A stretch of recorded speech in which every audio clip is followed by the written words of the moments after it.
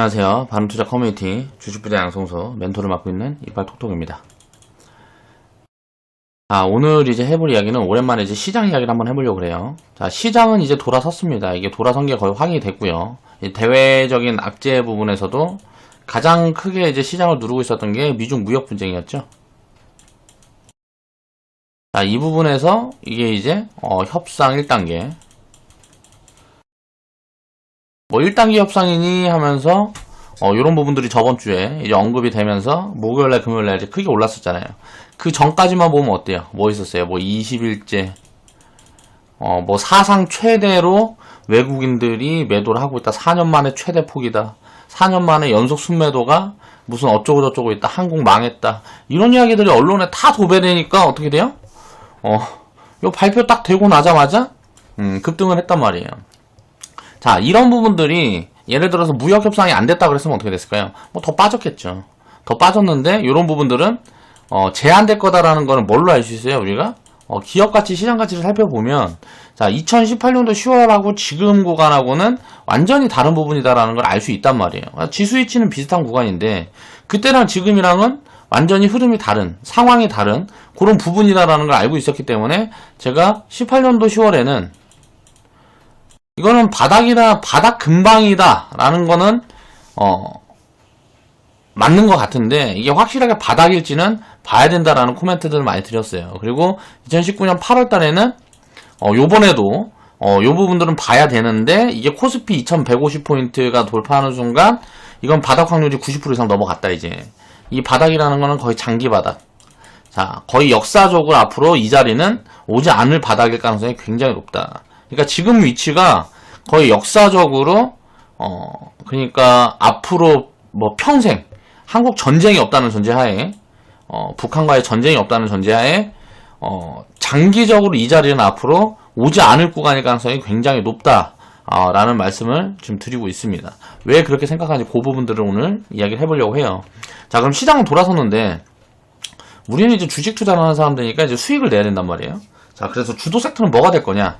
이런 부분들을 어떻게 알 수 있을까요? 자, 과거 사례를 놓고, 자, 미래를 생각해 봐야죠. 자, 미래에 그래서 돈을 많이 벌 게 뭔데? 자, 과거에 이런 부분이 왔을 때 어떻게 됐는데, 이런 부분들을 체크를 해보면 흐름이 보이겠죠. 자, 그 부분들에 대한 이야기를 해보려고 합니다. 자, 2019년도 12월 15일날, 일요일날 이제 제작했던 영상이고요. 자, 지금부터, 진행해 보겠습니다. 자, 추세 전환 신호는, 자, 11월 달에 이미 나왔다. 11월 달에 제가 나왔다는 거는 여기 빨간 동그라미 친 이 구간에 확인이 됐다는 거예요. 자, 2019년도 8월 바닥은 잡혔다. 확률 90% 이상이다라고 회원분들한테 다 이제 설명을 드렸었는데 그렇게 생각하는 이유들하고 근거들을 말씀을 드렸어요.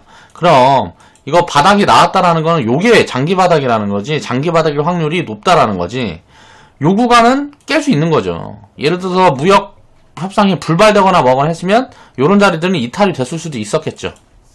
그렇지만 협상이 불발이 된다 그랬어도 연기하는 흐름으로 갔겠죠. 뭐 미국 중국이 같이 망하자고 하지 않았을 거니까요. 그렇지 않는다 그러면 지금보다 경제 상황이 더 안 좋아져야 되는데 그렇게 될 확률이 얼마나 되느냐를 봤을 때 이 자리를 깰라 그러면 우리나라가 기업 이익을 100조 미만으로 벌어야 돼요. 그러니까 지금 이제 19년도가 보면 90조, 95조 정도 예측이 되고 있는데 이게 뭐 70조, 50조 벌어야 70조 벌어야 코스피가 이제 1500까지 가는 거란 말이에요. 70조, 80, 75조 이렇게 벌어야. 그럼 기업 이익들이 지금 구간에서 20%, 25%가 더 작살날 수 있느냐. 요게 거의 힘든 밸류 구간이다 라는 부분들 때문에 요 구간이 거의 바닥 근방이다. 10월 달에도 마찬가지고요. 그런 코멘트들을 드렸었던 거고요. 이건 우리나라 금융위기가 아니고 다른 나라 금융위기가 온다 해도 이런 부분들은 요렇게 내려가기는 거의 불가능에 가깝지 않냐라고 생각을 했던 부분들을 설명을 드렸던 겁니다. 그리고 나서 이제 시장이 확실히 돌아서는 흐름들이 자 19년도 8월 달에 요게 바닥인지 아닌지는 요때 이제 흐름이 이제 말을 해주고 있는 거고요. 자, 호재 요인이 나와서 이제 지수가 급등했다? 그런 부분들이 심리적으로 눌러왔던 거를 작용을 했으니까 어때요? 자, 이제 가치를 찾아가야 된단 말이에요. 그럼 지금 적정 가치가 얼마냐? 그러면은 주식은 항상 미래 가치를 선반영을 하니까 2020년도 추정치를 봐야 되겠죠. 2020년도에 우리나라 코스피에 상장되는 기업들이 얼마를 벌 거냐. 지금 이제 예상되고 있는 게 110조에서 120조인데 미중 무역 협상이 만약에 2단계까지 진행이 된다 그러면 어떻게 될까요? 이건 이제 업사이드 나올 가능성이 굉장히 높아요. 그리고 여러 부분에서 투자가 앞으로 진행될 가능성이 굉장히 높은데 지금 가장 급성장하고 있는 게 이제 OTT 부분이란 말이에요. 일단 먼저는 우리가 이제 뭐 넷플릭스라든가 보면 디즈니에서 또 요런 서비스들을 내놨죠. 그러면 이게 컨텐츠를 저장을 해야 되는데 컨텐츠를 저장해야 될 게 또 유튜브도 요즘 보면 사람들이 관심이 많아지면서 컨텐츠들이 기하급수적으로 늘어나고 있단 말이에요. 그럼 이런 컨텐츠들을 저장하려면 당연히 데이터 센터가 있어야 되겠죠. 그럼 이게 2017년도에 처음 이제 시기 진행이 됐는데 요때 투자를 해놓고 지금 이제 2019년도잖아요. 이게 원래는 올해 투자가 됐어야 되는데 미중 무역 협상 때문에 미뤘단 말이에요. 왜? 반도체 가격이 떨어지고 있으니까 반도체 가격이 더 떨어지면 해야지. 그런데 이제 반도체 가격이 머리를 드는 순간이 되면 어떻게 될까요? 이 수요가 폭발적으로 늘어날 거라는 거예요. 그러면 2017년도 규모만큼 늘어날 거냐? 아니라는 거죠. 요것보다 더 큰 폭으로 늘어날 가능성이 높다. 그럼 반도체는 슈퍼사이클이 또다시 나올 가능성이 굉장히 높다. 여기에서 이제 우리나라 그럼 이게 수혜를 볼 수 있느냐? 자, 수요는 그렇게 잡혔는데 공급량이 그렇게 받쳐줄 수 있느냐? 그러니까 보니까 어때요?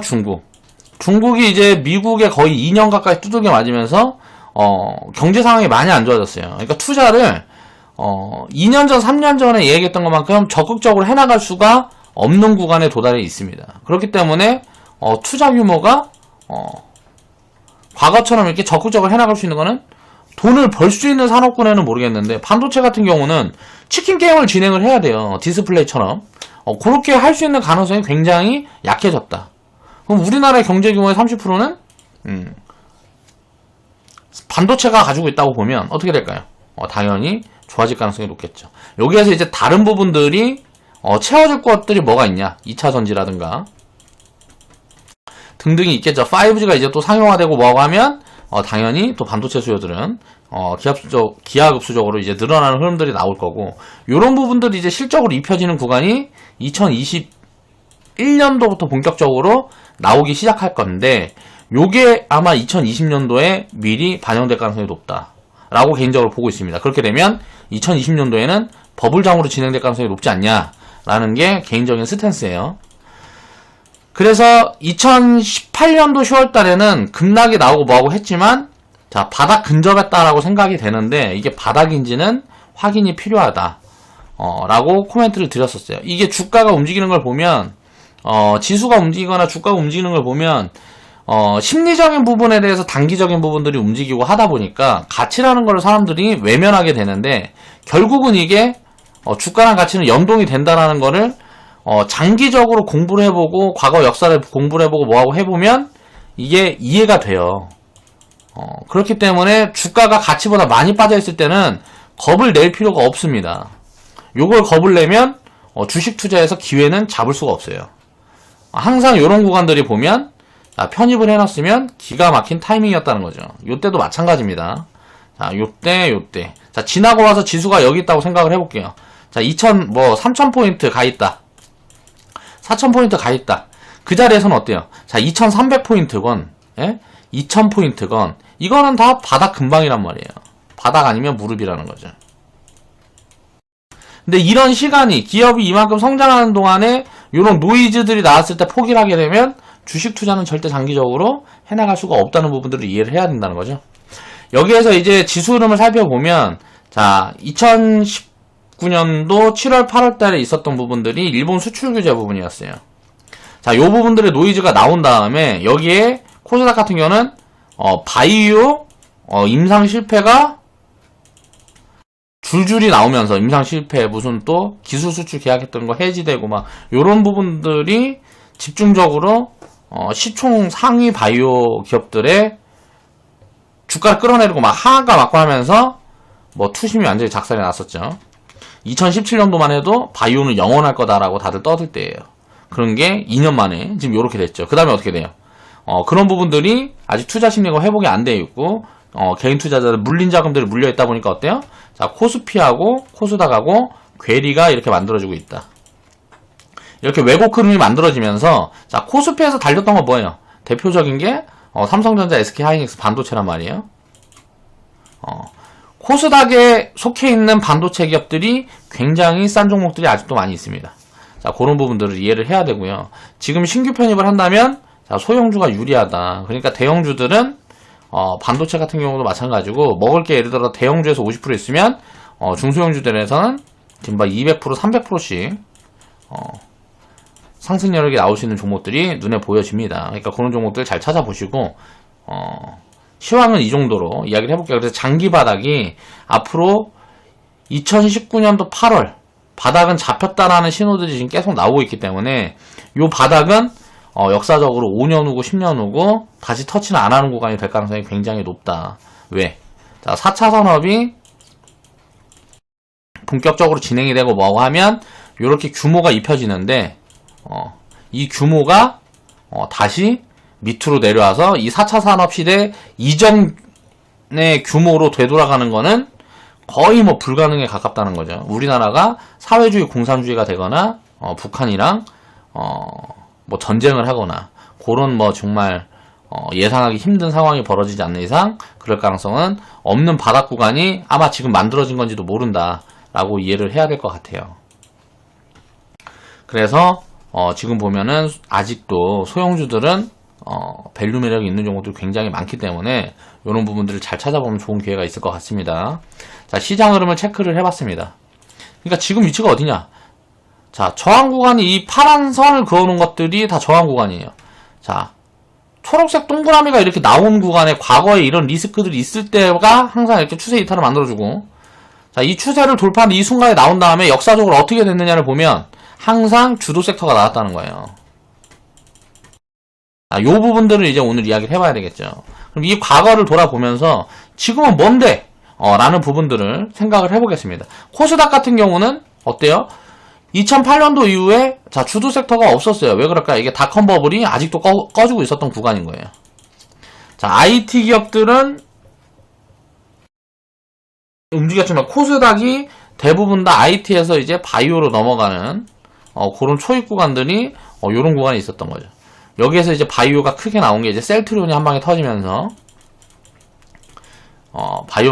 바이오에 관련된 투자 자금들이 급속도로 유입이 되면서 다시 코스닥 같은 경우도 이런 리스크존이 있을 때 요때는 이제 주도 섹터가 뭐가 있었겠지만 뭐 테마군이었을 것 같고 여기에서도 이제 여기에서도 바이오.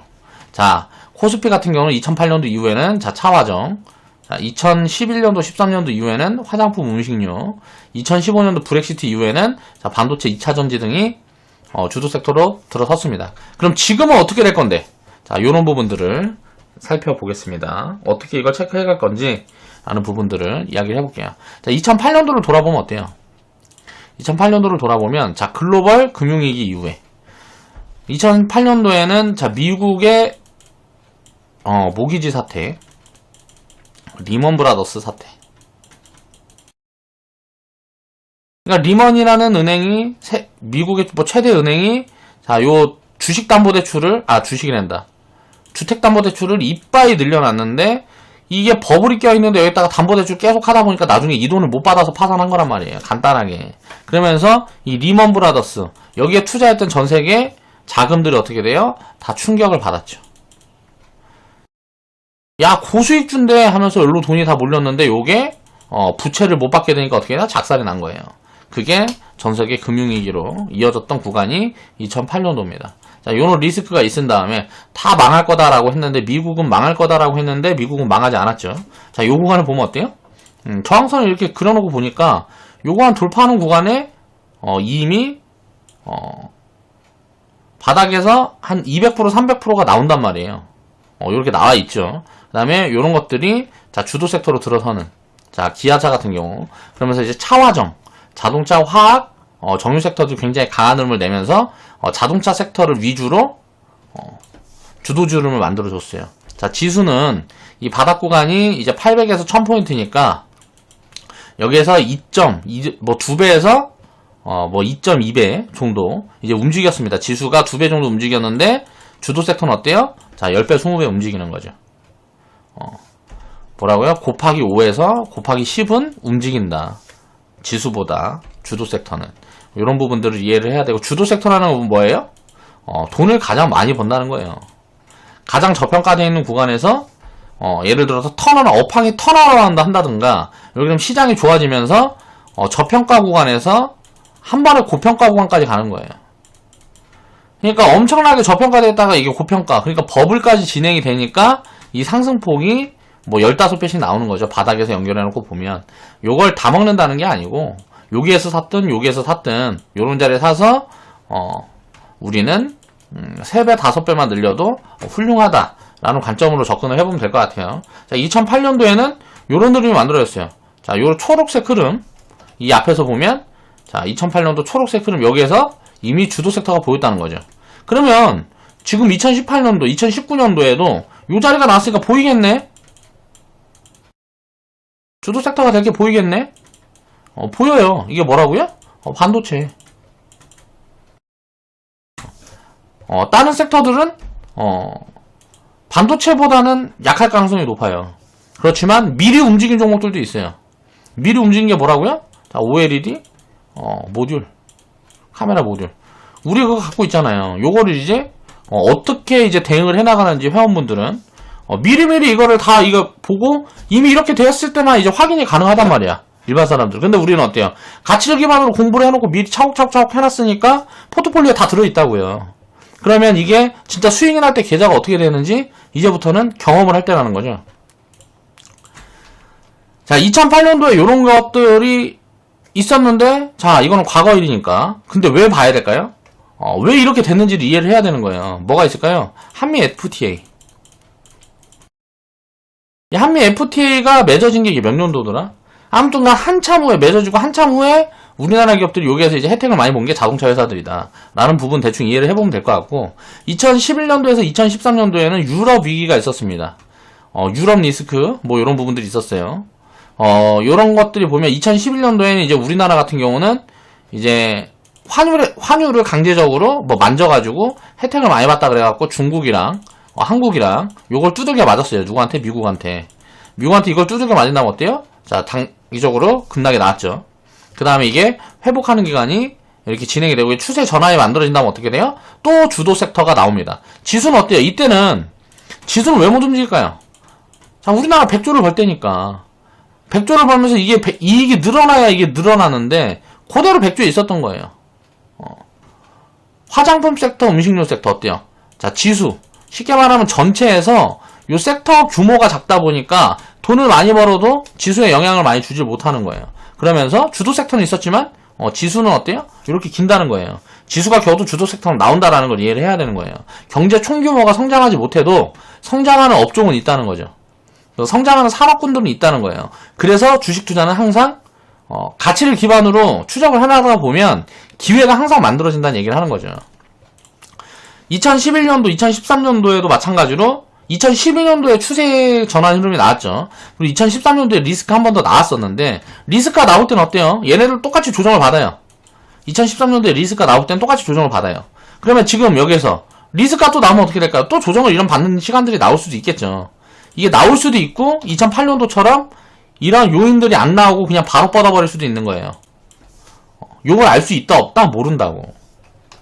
2013년도에 또 리스크가 나오면 여기서 기겠죠. 지수가 좀 올라갔다 여기서 기겠죠. 리스크가 없으면 바로 가는 거예요. 미중 무역 분쟁이 뭐 2차 협상까지 진행이 되고 뭐하고 하면 바로 가겠죠. 어디까지? 3, 4천 포인트까지는 가겠죠. 우리나라 기업들이 150조, 200조 버는 기간이 나올 수 있다. 뭐 때문에? 지금 반도체 2차전지 주도하는 섹터군이 요런 게 될 가능성이 높죠. 뭐 디스플레이 쪽은 규모가 아무래도 작으니까. 그러면 대부분 다 이런 것들이 연결해놓고 보면 다 IT겠죠? 4차 산업이기 때문에 그래요, 이제.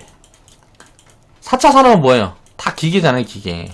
기계에 다 들어가는 게, 뭐 반도체라든가, 뭐 이런저런 칩이라든가, 다 IT 기기 쪽, 뭐 요런 쪽이란 말이에요. 그리고 나서 이제 뭐 서비스 기업들. 이런 IT로 인한 서비스를 하는 그런 쪽들.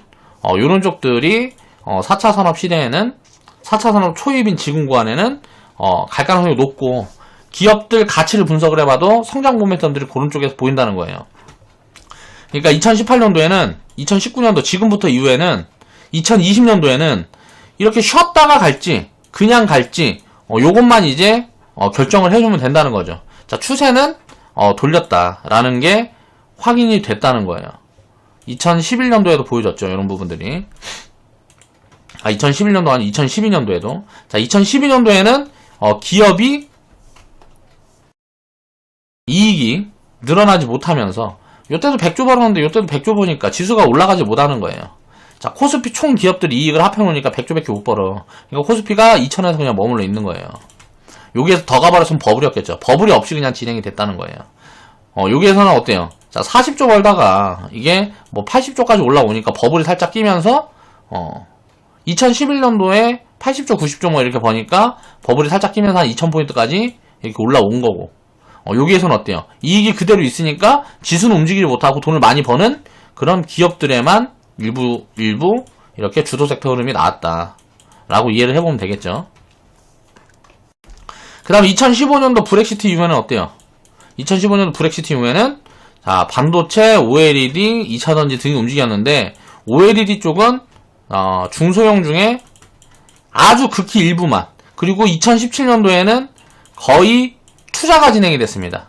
그렇다 보니까 전체적인 흐름은 안 나왔어요. OLED 같은 경우는. 반도체 같은 경우는 전체적인 흐름이 나왔고요. 2차전지 같은 경우도 일부만 흐름이 나왔어요. 어떤 것만 이제 먼저 이제 산업이 시작되면서 소재 기업들만 단기적인 버블을 키워놓은 구간이다라고 생각을 하시면 돼요. 그럼 지금부터 움직일 때는 어떨까요? 자, 버블이 아니고 진짜 가치가 움직이는 구간들이 만들어지고 있어요. 그래서 2차전지 섹터도 장비 섹터 잘 찾아보면 돈 될 만한 놈들이 많이 보인다. 자, 2017년도에는 주도 섹터가 뭐 있어요? 자, 반도체. 자, 이 초록색 구간을 연결해 놓고 보면 어때요? 바닥에서 돌아서는 흐름이 똑같이 나오잖아요. 그쵸? 지금은 어때요? 그럼 지금은 보이잖아요. 이렇게 돌아서면서 뭐가 돌아서는 흐름이 보여요? 자, 반도체 확실하게 돌아서는 흐름이 보이죠? 자, OLED 같은 거 돌아서는 흐름이 보이잖아요. 2차전지는 어때요? 아직 아니네. 그럼 2차전지는 이 다음 순번이겠구나. 그럼 뭐? IT. 그래서 여기에서 이제 물음표를 쳐놨는데, 자, 2008년도 이후에는 자동차, 화학, 정유 섹터가 주도 섹터였는데, 그리고 2011년도 이후에는 자, 화장품, 음식료, 중소형, 건설, 금융 섹터가 주도 섹터 흐름을 보여줬습니다. 그리고 나서 2017년도에는 반도체 2차전지를 이제 뭐 주도 섹터로 진행이 됐다가 그 순번을 바이오가 이어받으면서 바이오가 버블인지 뭔지 뭐 20년도 30년도에 놓고 보면 지금 가격이 버블인지 뭔지는 모르겠지만 바이오가 테마로 움직였다 라고 이해를 해보시면 될 것 같아요. 그러면 자, 지금 뭐 움직일 건 뭐였다? IT 중에 아까 이야기를 했던 자, 모듈, OLED, 반도체. 자, 여기에다 비중을 어떻게 해놨어요? 우리는 다 준비를 잘 해놨죠. 그리고 요 종목들이 지금 이미 수익이 많이 나 있는 상태죠. 요걸 극대화시켜서 팔아갈 타이밍을 보면서 대응을 해가면 되겠다. 수익이 진짜 크게 나오는 장이 오고 있다라고 보시면 될 것 같습니다. 근데 시장은 이제 돌아선 게 확인이 돼 있고 내가 주도 섹터가 뭐다? IT라고 생각을 하는 이유. IT 기업들, 뭐 반도체, 그리고 뭐 관련된 무슨 뭐 부품, 장비, 소재 뭐 다 마찬가지겠죠. 자, 디스플레이, 그리고 모듈